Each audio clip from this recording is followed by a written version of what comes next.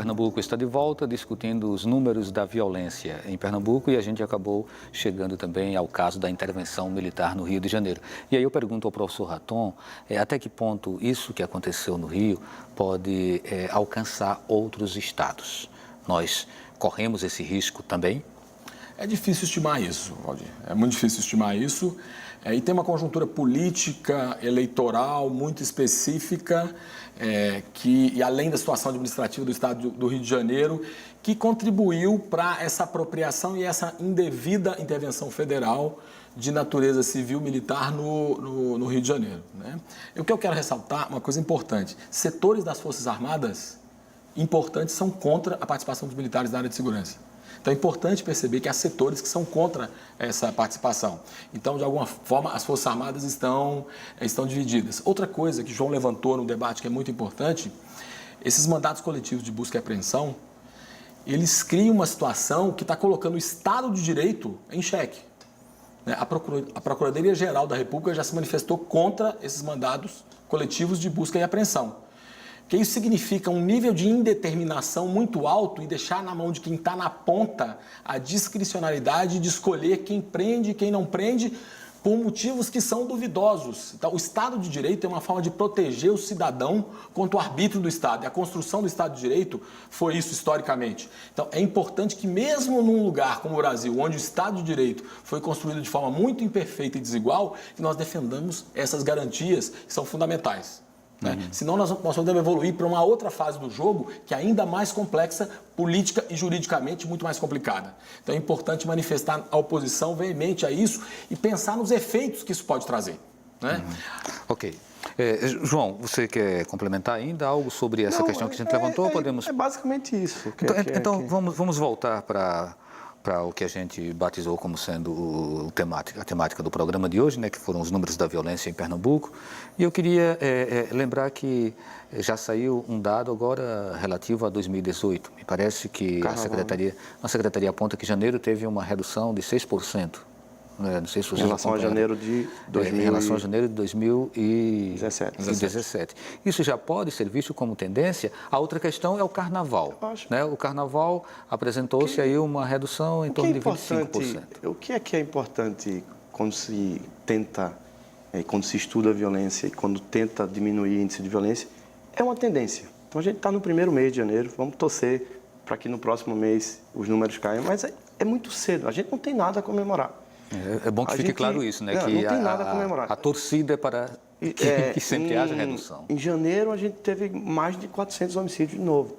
Eu fiz uma conta muito rápida, dá 14,4 pessoas assassinadas por dia. No ano de 2017, tivemos 14,8. Então, assim, 14 pessoas assassinadas todo dia do mesmo jeito. Imagine que a gente está muito doente. Muito doente. Então, é uma febre muito alta e a gente fica ali tentando administrar um remédio ali da vez que não está fazendo efeito. Então, assim, vamos comemorar que qualquer vida que for salva, é motivo para a gente persistir. Mas o que eu insisto é dizer, a gente precisa ter uma tendência de queda. A gente está no primeiro mês, então a gente não tem como ainda avaliar se há uma tendência de queda ou não. A minha opinião é a mesma do João.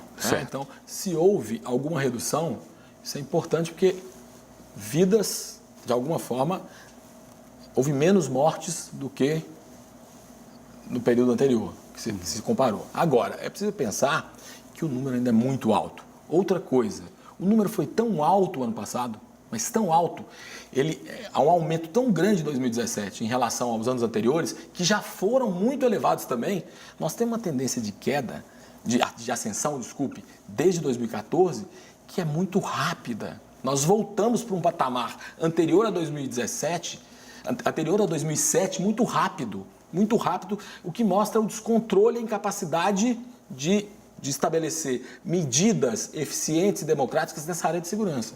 Então, é importante mostrar também que um número elevado, sabia-se que qualquer tipo de medida que fosse feita de uma forma minimamente organizada, produziria algum resultado. E nós temos que observar isso, se essa sequência de queda permanece. Se ela permanecer, nós podemos tentar identificar, e precisamos identificar o que é que está funcionando, para poder reduzir. ou se nós temos que entender o que está funcionando até para poder replicar e espalhar para outras áreas do Estado onde isso não funciona. Mas isso ainda não está sendo feito. E o que me parece é que o discurso, a narrativa é uma narrativa de endurecimento, de lei e ordem, Isso. de polícia sob forma de BOP e não sob forma Sempre de polícia repressão, né? de proximidade e de polícia cidadã e, ao mesmo tempo, sem estratégia de prevenção. Os programas que foram bem-sucedidos, como Atitude, um programa de redução de danos, elogiado internacionalmente, que até 2014 estava funcionando, ele começa a ser desidratado do ponto de vista dos recursos, ele começa a ser desmontado com menos profissionais, ele começa a ser substituído por alternativas não laicas. Então nós temos um desmonte daquele pequeno avanço que já havia com o Pacto pela Vida e que foi desmontado. Nós Só não para podemos... pegar um gancho, que a qualidade da investigação criminal em Pernambuco, historicamente, sempre foi muito ruim. Mas a gente teve, durante algum período, um fortalecimento do DHPP. Agora o governo, eu acho uma medida acertada. Eu vi que o governo deslocou alguns delegados para fortalecer essa área. Deus queira que continue, que se reforce esse departamento, que é o DHPP, Deus queira.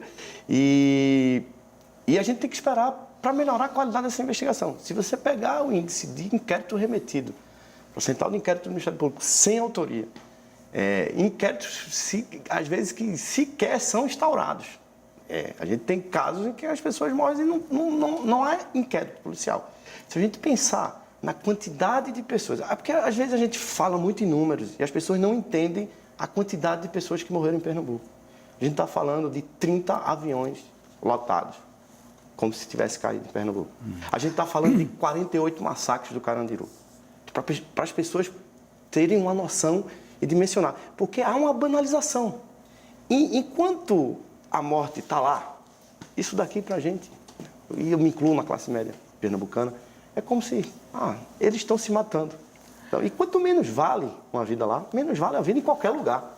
Pode como falar, se Raton. houvesse os matáveis e os não matáveis. É como se a narrativa, o discurso do governo dizia quem está morrendo é quem estava na prisão. Ou quem está morrendo é quem estava envolvido com o mercado de drogas. E por isso então, que essas pessoas podem morrer. Por isso que quando elas são matáveis. alcança alguém da classe média, ou de uma classe mais provoca uma alta, reação. aí é um A gente bochicho tem muito até, grande. e aí é sempre importante, eu gosto, nessa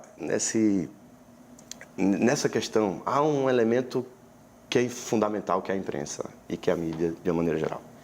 Então, quando a gente não contribui, quando a gente tem uma imprensa apática em relação a determinada questão, a gente está contribuindo para que isso permaneça como está. Se a gente não tem uma imprensa que cobre diálogo, que cobre o governador, que coloque na manchete isso, a gente está contribuindo. Eu digo a gente porque eu sou jornalista e trabalhei muito tempo nessa área. E Pernambuco perdeu essa capacidade de cobrança. Certo. Só uma última coisa. Completa rapidinho para eu te João fazer uma fez uma pergunta, fala Raton. muito importante, e eu reforço a fala dele, de que esse fortalecimento do DHPP e das equipes de investigação de homicídios deve ser elogiado, porque ele significa que mais delegados e suas equipes de agentes e escrivães vão estar dedicados a investigar crimes contra a vida. Mas, ao mesmo tempo, o governo manda um sinal contraditório. Ele cria 9 DENARCs, 9 delegacias de narcotráfico pelo Estado. O que significa que a prioridade é homicídio ou droga? É ilusão achar que os governos podem controlar os mercados de drogas. O governo, a atuação policial nos mercados de drogas, ela deve ocorrer quando existe violência. A tentativa de controlar os mercados de drogas aumenta a violência do mercado de drogas, isso é visto internacionalmente. Era exatamente sobre isso que eu queria lhe perguntar. Eu vi algumas declarações dando conta de que o aumento da violência em Pernambuco poderia estar associado ao tráfico de drogas. Nós temos realmente um volume tão significativo de tráfico de drogas ao ponto de elevar tanto esse número das violências, das mortes que acontecem aqui no estado, Raton?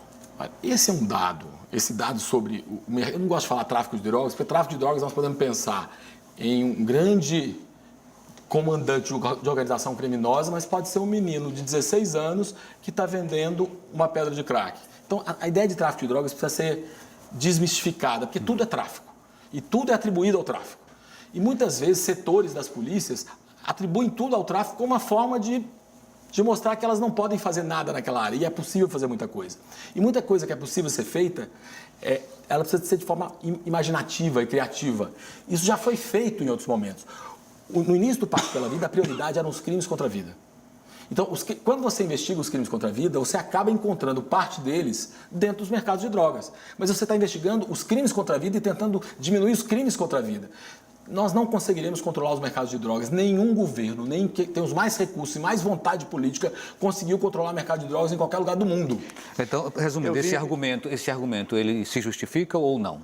Não se justifica bonificar a apreensão de droga, não se justifica aumentar a repressão sobre as drogas. O que tem que ser feito nós precisamos prevenir e diminuir a impunidade no que diz respeito aos crimes contra a vida. É possível fazer isso amanhã, se houver disposição política. E aí nós temos o assalto no ônibus, nós temos o furto na porta do banco, nós temos a explosão de caixa, nós temos as chacinas, né, como aconteceu agora em São José da Coroa Grande. São vários tipos de crimes que estão acontecendo. Só um dado. Eu vi, hoje, antes de vir, eu dei uma olhada no site da SDS e vi que eles colocaram que os homicídios que ocorreram em janeiro deste ano, nesse mês passado, 24,8% estão ligados ao tráfico de drogas.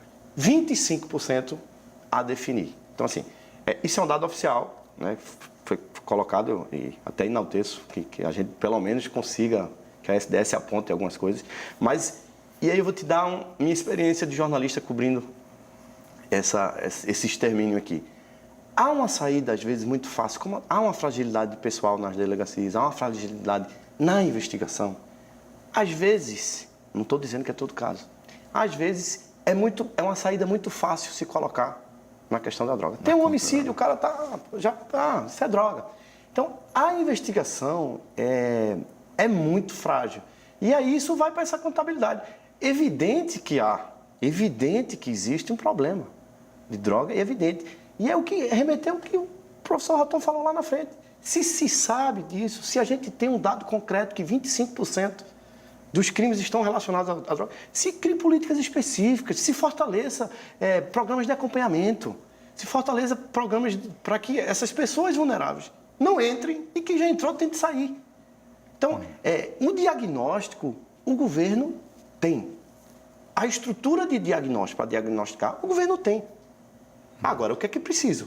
Aí, voltando, articulação, criatividade, não só polícia. Eu leio os jornais, vejo os noticiários na televisão e o único discurso do governo é polícia, é mais arma, é mais viatura. Isso é importante, Questão ostensiva, repressiva é importante, mas há outras coisas a fazer. Ok, infelizmente não vai dar nem para a gente fazer uma rodada final, né? Mas a gente agradece muito a participação de vocês, agradece a participação de quem nos acompanhou.